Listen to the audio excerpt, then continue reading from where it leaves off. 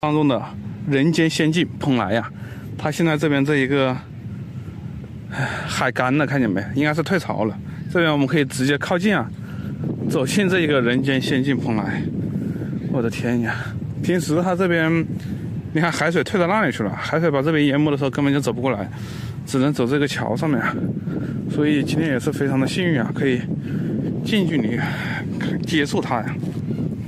看这上面写的什么？ 看见没？那几个大字，还是悬浮在那里的，是不是很特别？毕竟是仙境嘛，仙外云什么的，云外仙都，好像是这几个字啊。那边还有这些海鸥，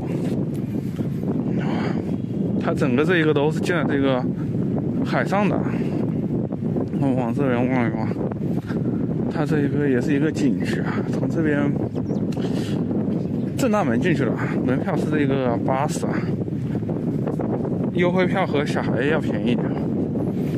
我看看，但是看这种景区不一定非要进去看，就跟你看乐山大佛一样的，你这个从远处看可以看到全貌，感觉很壮观。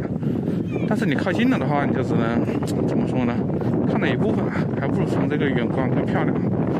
这边是什么？大家知道吗？这边是码头啊，从这边属于他们景区的码头，可以这个出去巡游啊。啊，你看这里，这水是真清澈。入海牛，这边还有很多海鸥啊，我们过来看一看。哇，这边风景是绝佳独好。哇，感受一下。哇，哇！ 这风景绝了，真的是绝了！这样看更漂亮，不行啊！我从这个墨镜里面看的这个风光更好啊，看看能不能，好像不行呀，这样好像可以。我感觉拍出来的景观没有我这个眼睛看到的漂亮。那边是这个会仙阁啊。 放大点给大家看一下，会仙阁。这个会仙阁现在好像不能上去啊，是没有人上去啊。那不值啊，这个能上去望四周的海，估计要更好一些。这边也有不少人进去玩，对不对？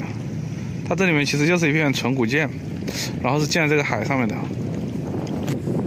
如果年轻的时候，我可能会进去看，现在就不会了，因为去过的地方太多了，里面大体是什么模样，其实我都知道啊。 这古建的话，其实你去很多的这个古寺都可以看到。光看这个古建的话，这个其实没什么好看的。它这边主要值得看的是什么呢？就是你在其他地方看不到的，就是你在海边可以看到它，这就是最值得看的地方。以前这个古寺很多，类似的古建也很多，但是能在海边看到的这种，像海上庙宇的，这个就比上少见，看见没？这样是不是就很好看呢？对不对？你在里面是看不到这种场景的。 所以我也没有忽悠大家，这边有不少人在这边游玩，你看这边，这边的海鸥，你看这，我的天哪，那边都是海鸥，远处那不知道是什么，来这边玩的人不多也不少啊，节假日的时候估计会有很多人过来玩，整个这边的这个风景